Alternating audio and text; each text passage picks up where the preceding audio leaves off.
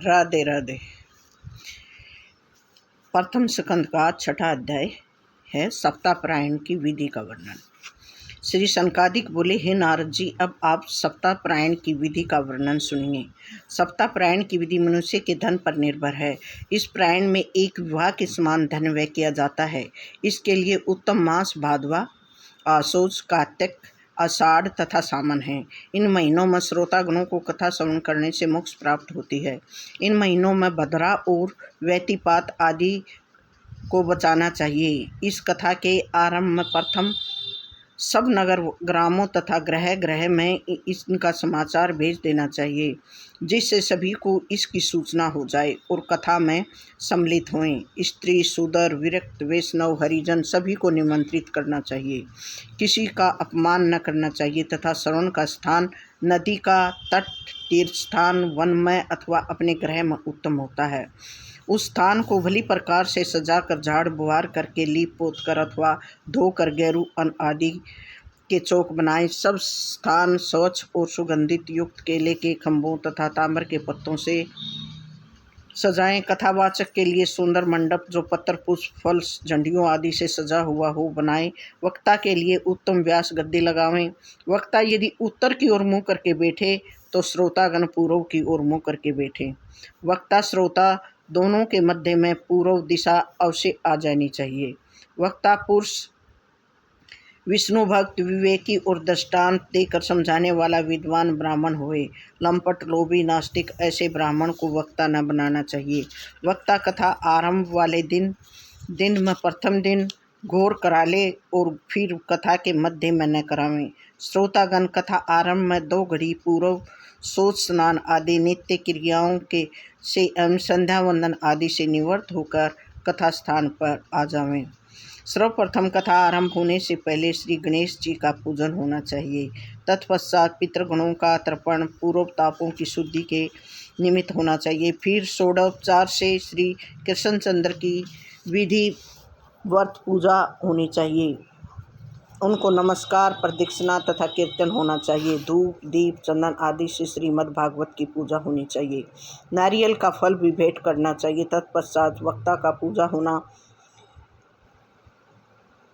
का पूजा होना चाहिए। उसको सुंदर वस्त्र, आभूषण तथा माला से सुशोभित करना चाहिए। फिर नियमवत कथा श्रवण का वचन लेकर वक्ता के सम्मुख बैठे तथा यथाशक्ति ब्राह्मणों को धन देकर 12 अक्षर का जप करावें। विद्वान वक्ता सूर्योदय से कथा आरंभ करें और 3:30 पहर तक मध्यम स्वर से भली प्रकार समझाकर कथा कही। मध्याह्न में 2 घड़ी कथा का विश्राम रखें। कथा के मध्य में मल मूत्र आदि के लिए न जावें। अल्पाहार करें। एक ही समय सूक्ष्म भोजन करें। यदि निराहार रहें तो अति उत्तम है। फलाहार अथवा घी दूध पीकर रह सकता है। उपवास की अपेक्षा सौलपाहार करके रहना अति उत्तम है। सनकादिक बोले, हे नारद जी, जिस पुरुष ने विष्णु मंत्र की दीक्षा नहीं ली है या तो नास्तिक है, वह कथा सुनने का अधिकारी नहीं है। श्रोताओं को ब्रह्मचार्य में रहकर भूमि पर शयन करना चाहिए। पत्तल पर भोजन करें। दाल, मधु, तेल, गरिष्ठ अन्न तथा बासी अन्न, काम, क्रोध, मद, मान, मत्सर, लोभ, दंभ, मोह आदि सब को छोड़ दें। निर्धन, रोगी, भाग्यहीन, पापी, पुत्रहीन तथा सन्यासी इस कथा को अवश्य श्रवण करें। बंध्या स्त्री को पुत्र प्राप्त होता है। इस प्रकार कथा समाप्त होने पर उसका उद्यापन करना चाहिए, किंतु भगवत भक्तों के लिए उद्यापन की आवश्यकता नहीं है। वे तो श्रवण मात्र से ही पवित्र हो जाते हैं। फल की आशा करने वाले को जन्माष्टमी व्रत की भांति उद्यापन करना चाहिए। सप्ताहपरायण सप्ताह होने पर श्रोतागणों की वक्ता की भली भांति पूजा करनी चाहिए। मृदंग, झांझन आदि से हरि कीर्तन करना चाहिए। दरिद्र याचकों तथा ब्राह्मणों को धन, अन्न, वस्त्र आदि देना चाहिए। दूसरे दिन विरक्त श्रोताओं को गीता पाठ करना चाहिए और ग्रस्त श्रोताओं को 10वें स्कंद के श्लोकों में से विधि पूर्व खीरी, मधु, घर, तिल जब मिश्रित सामग्रियों से हवन करना चाहिए। तत्पश्चात विष्णु सहस्त्र नाम का पाठ करना चाहिए। इन कर्मों के समाप्त होने पर 12 ब्राह्मणों को उत्तम भोजन खीर और मधु मिश्रित कराने चाहिए। उन्हें सुवर्ण और दूध वाली गौ का दान करना चाहिए। यदि वह विशेष धनवान है तो सोने का सिंहासन बनवाकर उस पर श्रीमद् भागवत ग्रंथ रखकर वक्ता को देवें।